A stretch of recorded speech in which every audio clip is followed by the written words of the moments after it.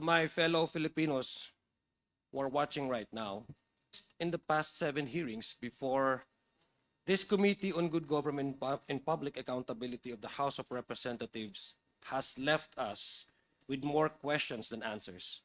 Ang mga tanong po natin dito, hindi nakukuha ang kakulang sagot. Bagkus, nanganganak pa ng maraming tanong.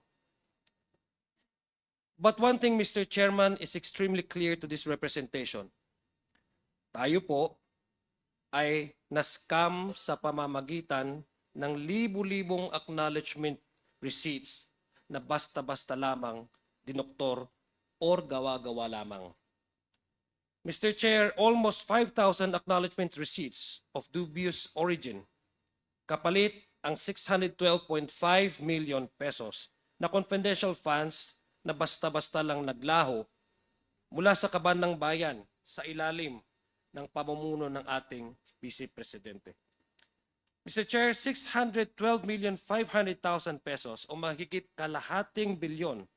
Mr. Chair, ito po ang pondo ng bayan na nawala o hindi ma-explain mula lamang December 2022 hanggang September 2023. 9 na buwan lamang po, Mr. Chairman. Sa ganitong halaga, halos budget na po ng isang buong ahensya para sa isang buong taon ang pinag-uusapan po dito. Pinaglaruan po tayo? Niloko ho ba tayo? O pinaglaruan po ang publiko pagdating sa kanilang pondo? Mr. Chairman, sa item 4.12 ng Joint Circular, ang requirement po sa government agencies na nagdi-disperse ng confidential funds is to submit documentary evidence of payment upon the liquidation at the end of the period for which it was allocated. These documents, Mr. Chairman, are to be submitted to the Intelligence and Confidential Fund Audit Unit of the Commission of Audit, who shall then audit these documents. In fact, upon the submission of the liquidation report to ICFAO, a certification signed by the head of agency and its Special Disbursement Officer, or SDO, stating that the expenses were incurred in connection with the agency's confidential expenses and activities with supporting documents and documentary evidence of payment is needed, Mr. Chairman. As the name suggests, ebidensya, is supposed to prove a fact that the confidential funds were utilized for confidential expenses. Ang hindi dapat basta-basta lang ibinubulsa at hindi dapat lang, Mr. Chairman, dapat lang binubulsa o napupunta lang sa kung ano-anong gastusin. Mr. Chair, from among these documents, this committee discovered that the confidential funds, which should be utilized by civilian agencies for security and surveillance activities, was just handed over to 2 members of the Vice President's security team upon the instruction of the VP herself. Sinabi po ito ng kanyang Special Disbursement Officers na si Ms. Gina Acosta at Mr. Fajarda. Those funds, Mr. Chair, were never to be seen again. And according to the SDOs, these same 2 members of our security group supposedly just provided them with the acknowledgement receipts to be submitted to COA. Ibig sabihin po nito, Mr. Chair, para po mag-comply sa requirement na nag-submit ng documentary evidence of payment, ang binigay ng OVP at DepEd ay acknowledgement receipts lamang. But in the course of investigating the OVP and DepEd submissions to the COA, these acknowledgement receipts, which were supposedly submitted to prove that it actually utilized confidential funds for the purpose stated in its fiscal and financial plan, Mr. Chair, we uncovered a number of anomalies. Sabi ko nga po, ang tanong, nanganganak ng mas maraming tanong. Mukhang ang mga supposed evidence or proof of the use of these confidential funds ay bogus or gawa-gawa lamang. Fake no, ang tawag po sa English. These discoveries led us to the conclusion that something was really amiss, Mr. Chair. May mali na ang pagkakamali na ito ay humahantong po, Mr. Chairman, sa katiwalian. Under Joint Circular 2015-001, it states that confidential funds must be utilized during the period of the particular project. This was confirmed by a resource person, Attorney Gimora, who said during the November 2024 hearing before this committee that she agreed that in relation to the submitted acknowledgement receipts for OVP's confidential funds in December 2022, these do not confirm with the period that was covered by the confidential funds. Ito po yung kasagutan niya nung tinanong po siya ng ating kasamahan po dito, si Congressman Jill Bungalon. In the submitted acknowledgement receipts of the OVP to the COA, which as previously mentioned, it was supposedly a proof of its utilization of confidential funds from December 21 to December 31, 2022. And yet, we found numerous receipts which were dated outside of the period. Ibig sabihin, may mga resibuta po tayo dyan na hindi po within the prescribed o tinalagang dates kung saan nagkaroon po ng utilization ng confidential funds. Mr. Chairman, yung confidential funds na dinisburse po ng December 21 to December 31 of 2022 ay mayroon din pong resibo tayong natanggap na dated, na bago pa man ito, Mr. Chair, may mga acknowledgement receipts po tayo na natanggap na ito ay ginasta bago pa man ng December 21, 2022 at mga ibang acknowledgement receipts na nagasta ng December 2023. Ang tanong ko po, Mr. Chairman, sa atin, paano naman ito mangyayari, Mr. Chair? Hindi rin po pwedeng sabihin na para sa ibang confidential funds ito na napasama lang. Because neither the OVP nor the Department of Education had any confidential funds prior to 21 December 2023, nor for December 2023. Wala naman po na confidential funds na binibigay or accordingly gagamitin or gagastahin nung prior, bago nag-December 21, 2023, at wala naman pong confidential funds na allotted for December of 2023. What are shown on the screen, Mr. Chair, are not just the only ones we found, as based on our examination of the acknowledgement receipts. We also found, Mr. Chair, that more than 150 acknowledgement receipts representing payments which amounted to more than 24 million pesos. Mahirap pong paniwalaan, Mr. Chair, na typographical errors ito o nagkamali lang po sa PETSA. Masyado naman pong marami siguro itong mga typographical errors na ito because it amounts to 150 acknowledgement receipts. Further, in my experience, Mr. Chair, lahat naman ho tayo nagkakamali. Human error ang tawag po natin.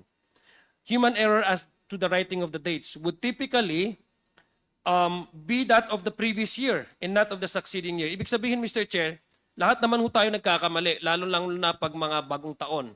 Minsan, hindi pa ho natin masyadong yung acclimatize tayo doon sa pumasok na taon, ang minsan na susulat po natin ay yung mga nakaraang taon. Hindi po yung preceding year. Na-experience po natin yan as a human error. Na nagkakamali po tayo bearing the earlier year than the preceding year. Ibig sabihin po, Mr. Chair, hindi yung darating na taon ang may susulat po natin sa mga dokumentong pinipirmahan natin. In fact, Mr. Chair, in the OVP's response to the Audit Observation Memo number 2013-211 and 2013-213, dated 19 October 2023, in which the OVP attached the aforementioned acknowledgement receipts for its December 2022 confidential expenses, it stated that the amount of 125 million pesos was supposedly spent within the period. However, as I previously mentioned, Mr. Chair, a total of 158 acknowledgement receipts submitted by the OVP for its December 2023 confidential funds expenses were made outside the period of December 21 to December 31 of 2022. Contrary, Mr. Chair, to the statement of the OVP, Mr. Chair. These acknowledgement receipts were fabricated kasi wala nga po tayong basihan kung bakit ito nagastos. Wala nga ho siya doon sa date kung dapat siya paggastosan. Because they bore dates different from the period covered, Mr. Chair. Simple po yan. Very simple po yan at makikita po ng taong bayan yan. Para daw po sa 21 of December to 31 of December of 2022 raw po ang mga ARs na isinumite. This is shown by the certification dated 10 of January 2023 where Ms. Acosta certified that the acknowledgement receipts submitted, which was showed, which we just showed, Mr. Chair, was for the period of December 21 to December 21 of 2022. Yung nakuha po ng OVP noong December 20, 2022. Pero po sa mga AR na ito, mayroong pong dalawa. Isa dated November 27, 2022 at isang dated December 12, Mr. Chair, 2022. Ito pong mga petsa na ito, it preceded the date with the confidential funds were released to the OVP in December 2022, while the others are dated in December 2022 or after the funds have been supposedly spent, Mr. Chair. Ang tanong ko po, paano po nangyari yon na meron po silang mga ARs dated prior to the actual releases of the confidential funds at may mga ARs sila dated na after supposedly na na-spent na yung kanilang confidential funds. Bali ho, Mr. Chair, mukhang base po sa sobrang dami ng mga acknowledgement receipts na ito na isinagawa lang noong hinihingan ng ebidensya ng COA sa pinadalang AOM sa Office of the Vice President. Sa aking palagay, Mr. Chair, ay itong panahon lang din na ito nagsimula gumawa ng mga ganitong klaseng acknowledgement receipts ang OVP para isumite. Para po, Mr. Chair, hindi magmukhang ginasta itong confidential expenses kung saan-saan lang po nila nilagay. Mr. Chair, it's very clear, Mr. Chair, kung titingnan po natin ng dates doon sa covered nung request of the confidential funds with that of the acknowledgement receipt na natanggap po natin, mukhang bogus po at fictitious po itong mga confidential funds, Mr. Chair. Wag din ho natin kakalimutan na by its very nature, Mr. Chair, acknowledgement receipts po ito. Ibig sabihin, pipirmahan mo ito tuwing natatanggap mo ang pera. Ibig po ba sabihin ito, Mr. Chair, mahigit 100 tao ang nagkamali na nagsabing December 2023 ang kanilang pinirman habang tinanggap nila ang pera para sa December 2022? Imposible naman po yan mangyari, Mr. Chair, dear colleagues. Let me go to another discovery that we noticed, we had, no? Another anomaly this committee noticed was the use of a very unique ink in the shade of blue and several acknowledgement receipts mula po sa Office of the Vice President. At first glance, Mr. Chair, we found that these acknowledgement receipts, which supposedly were signed by different persons in different months, clearly have the same unique shade of blue ink. There are many different types of pens, Mr. Chair. Alam po natin yan. May fountain pens, may sign pens, or whatever in the Philippines na available po sa market. But what are the chances, Mr. Chair, that the same ink would be used for 2 or more acknowledgement receipts submitted by the Office of the Vice President? If you ask me, Mr. Chair, the chances are very, very low. Especially, Mr. Chair, kung titingnan nyo po, itong tinta na ito ay hindi mumurahin. Mahal po yan na ballpen. Hindi po yan common na ginagamit na ballpen. Ang mas kapanipaniwala, Mr. Chair, para sa akin, ay only one person probably made these acknowledgement receipts, and they are not the ones who received the funds as indicated in the acknowledgement receipts. Mr. Chair, my staff was also able to find acknowledgement receipts in different names, but the strokes o yung sinasabi po nating pagkasulat ng kanilang mga signatures signatures ito were identical. Dalawang different persons but the same identical strokes of signatures. Incidentally, Mr. Chair, these were all done on March of 2023. Moreover, Mr. Chair, the signatures all bear the same figure, done to 2 or 3 times. It's hard to believe, Mr. Chair, that such common signatures would appear like this. I admit that I'm not an expert in this kind of analysis, unlike those at the NBI, kasi sila naman po incompetent gumawa nito na examination. But based on what I know, Mr. Chair, These coincidences are too hard to ignore. In any event, Mr. Chair, ito pong committee na ito ay pinapasuri po natin yan sa NBI to make sure that these signatures have signed by the same person. Titingnan niyo mo po yan sa monitor, the same strokes, different persons. We also found out, Mr. Chair, that 2 acknowledgement receipts, both in the name of Milky Sikuya, both had done on the same day. Same po pinirmahan on the same day, same address in Zambales, and using the same pen. However, have totally different signatures. Tingnan niyo po, oh, magkakaiba. The same day, the same date, same name, but different signatures. Tanong ko po, Mr. Chair, did the person who signed this receipt suddenly forget how they signed in the middle of the same day? Nagkamali ho siya na nakapirma pala siya, tapos pipirma ulit ng isang acknowledgement receipt? Di mo ba pag naka-receive ka na, hindi ka na ho magpipirma at hindi ka namang mag-receive ng isang another acknowledgement or payment? It could have been acceptable, Mr. Chair, if there was merely a small variance between the signatures. Although, as we can see, these 2 signatures are wholly different from each other, which only leads to the conclusion, Mr. Chair, that whoever made these ARs was not actually this Milky Sikuya. This is truly mind-boggling, Mr. Chair, to say the least. Another, Mr. Chair, another character who we found is a certain Alice Crescencio.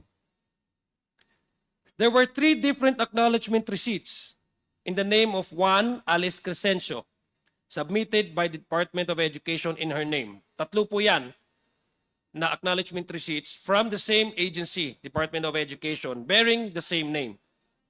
However, Mr. Chair, similar to our friend, tandaan niyo po si Kokoy Villamin na na-present po natin nung previous hearing.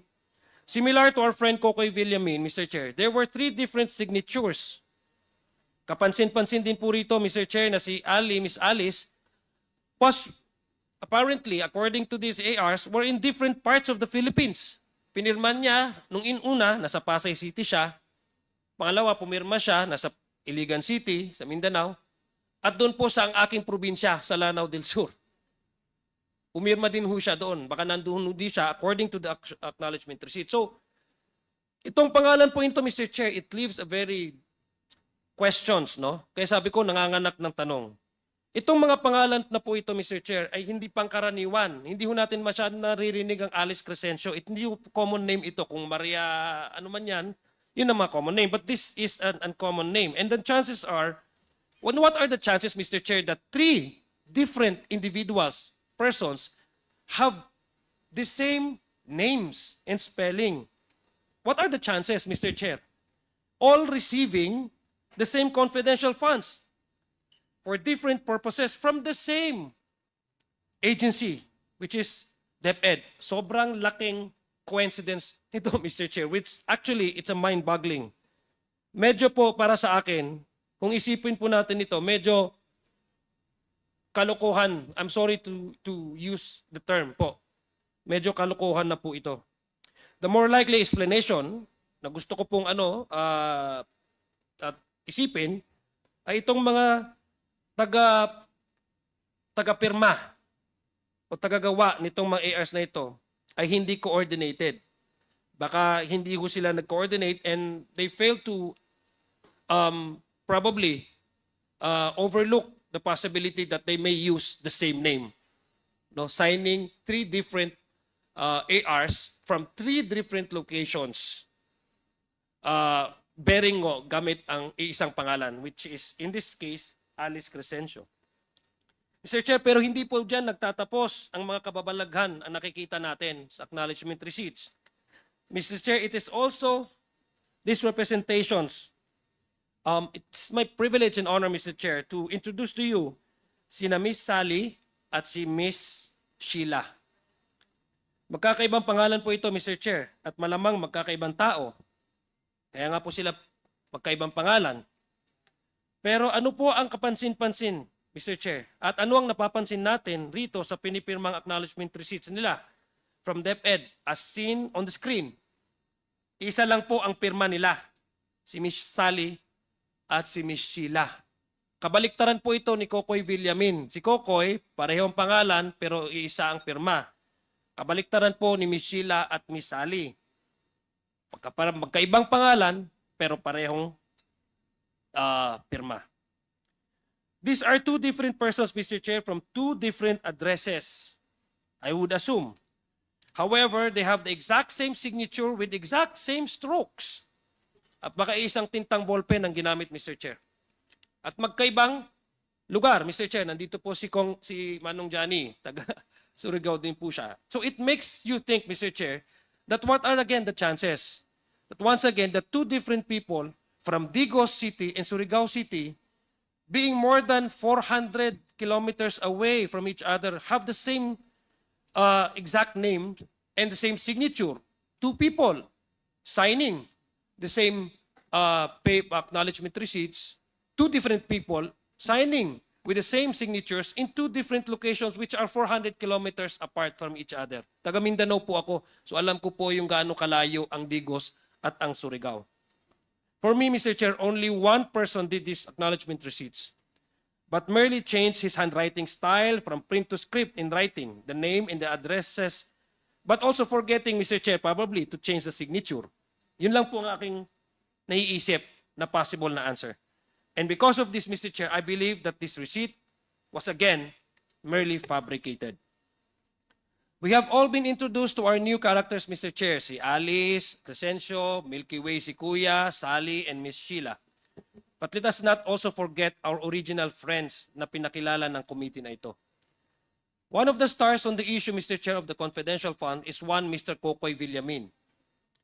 Ina-mention ko po sa inyo earlier, and this was also presented in the previous hearings. Mr. Kokoy Villamin, who happens to receive confidential funds from both the OVP and the DepEd. Kung maalala niyo po, Mr. Chair, si Mr. Kokoy Villamin ay ang isa sa mga unang napansin ng committee ito marahil sa kanyang kakaibang pangalan at sa magkaiba-ibang kanyang mga pirma.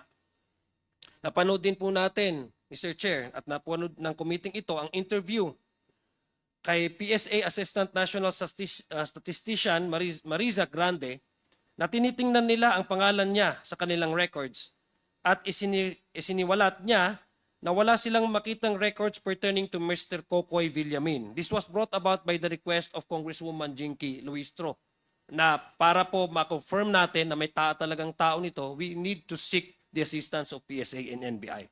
Pero according sa kanila, wala po silang records na may tao pong Mr. Kokoy Villamin. According kay PSA na Assistant National Statistician na Mariza Grande.